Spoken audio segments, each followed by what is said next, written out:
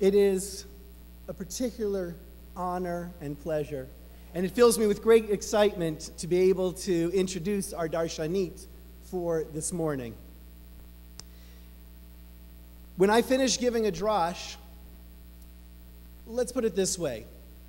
While all comments and opinions about my drash that you share with me are important, there is actually only one opinion that really matters, and that is my wife's.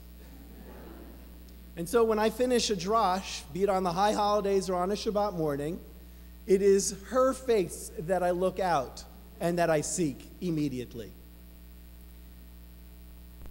And I do so not because I'm expecting automatic and absolute assurance that I have not made a complete fool of myself in front of the congregation.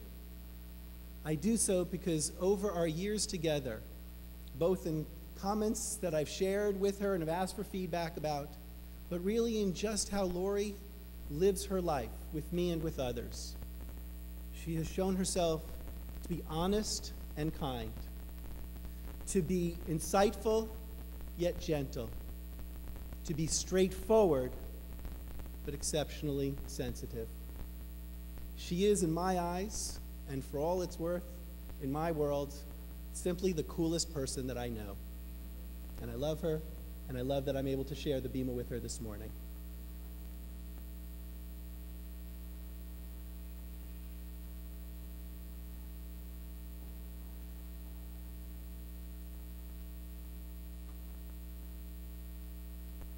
Shabbat Shalom. So, people agree to be the darshan, I would guess, for many reasons. For some, it could be a love of public speaking. For others, it provides them opportunities to deeply investigate a parsha. For me, after years of listening to Jonathan provide glowing introductions, I wanted one too. You did good. Yevarechecha Adonai v'yishmerecha. During so many transformative events in Jewish life, we hear the rabbi give the priestly benediction. At Brit Milah, baby namings, weddings, and of course, here on this bima every week to the bar or bat mitzvah. In Parshat Naso, after the difficult and troubling description of the Sotar ritual involving a woman accused of adultery, and the fascinating Nazir who swears off wine and tending to his or her hair, we read how Aaron and his sons are to bless the Israelites with what is now referred to as the priestly benediction. The commentators throughout history have sought to understand both the content and the placement of this text.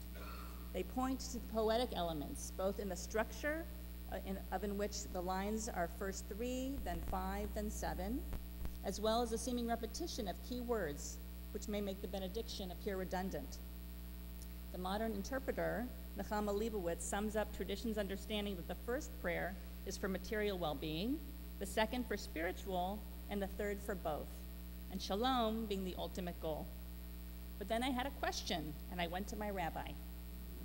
My question was, how did this ancient and profound blessing make its way to the Shabbat dinner table as part of the blessings of over the children? How are we as parents qualified to take on this priestly role? And what was it about these particular words that our ancestors believe our children and we as parents reciting them should hear on a weekly basis? Neither my rabbi nor Google were able to provide me a satisfactory response. So I began to look deeper at these words and think about my role as parent. Yevarechecha Adonai v'yishmerecha. This is typically translated as, may the Lord bless you and keep you.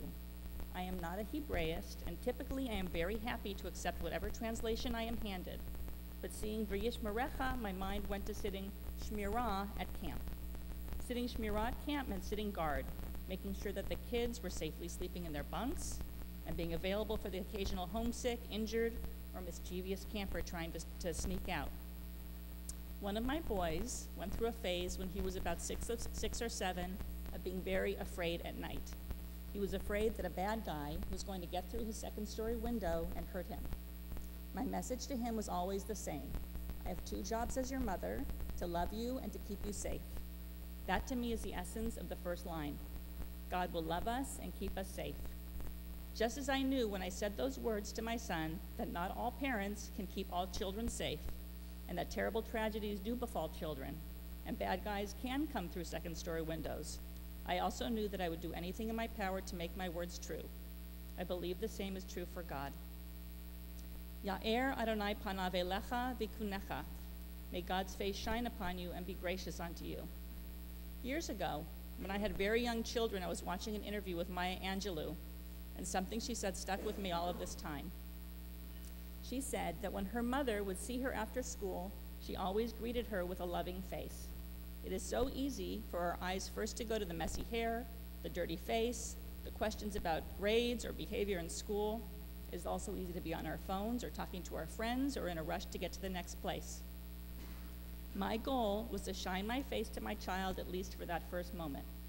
Angelou said, I've learned that people will forget what you said, people will forget what you did, but people will never forget how you made them feel. Even as adults, we want to see the love in our parents' face. For many, the critical glances, the comments about imperfections and shortcomings continue to cause pain. The benediction tells me to show kindness and graciousness toward my child. Our children want us to see their insides, their intentions, their hurts, their passions, and still feel acceptance, just like we want from God. Yisa Adonai panav elecha v'yasem lecha shalom. May God turn that divine face toward you and grant you peace. Our children are unique combinations of traits and quirks, parts of which we adore and parts which can drive us as parents crazy. However, I believe our job as parents is to embrace what makes our children unique. We need to put aside our fantasies of what we expected our children to be, help them to identify and accept their own strengths and weaknesses, and set them on the road to find out what they are passionate about and what brings them happiness. Our children will be who they are. Jonathan adds the following to our Shabbat blessing ritual. May you be who you are, may you be all that you are. As parents, giving our children the permission and encouragement to be themselves ultimately can bring them self-love and shalom, inner peace. We often hear as God being described as a parent or father figure. This reading of the priestly benediction provides me the opportunity to think that we as parents are also a bit like God. In the Ten Commandments, commentators ask why honor your father and mother is between the laws between man and God and between man and man. One response is that we as parents are the bridge. We have created like God, and we are responsible for our creations. Parenting is often a very humbling experience. As parents, we know how often we fail to live up to this ideal. It could be that by giving this benediction, we can both remind ourselves weekly of our ideal and maybe have a little rachmanis on God. So this week, I'm going to try something new with the blessing over the children.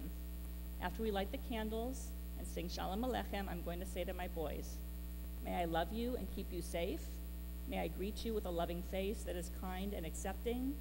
May I embrace your spirit and your individuality to help you love yourself and bring you peace.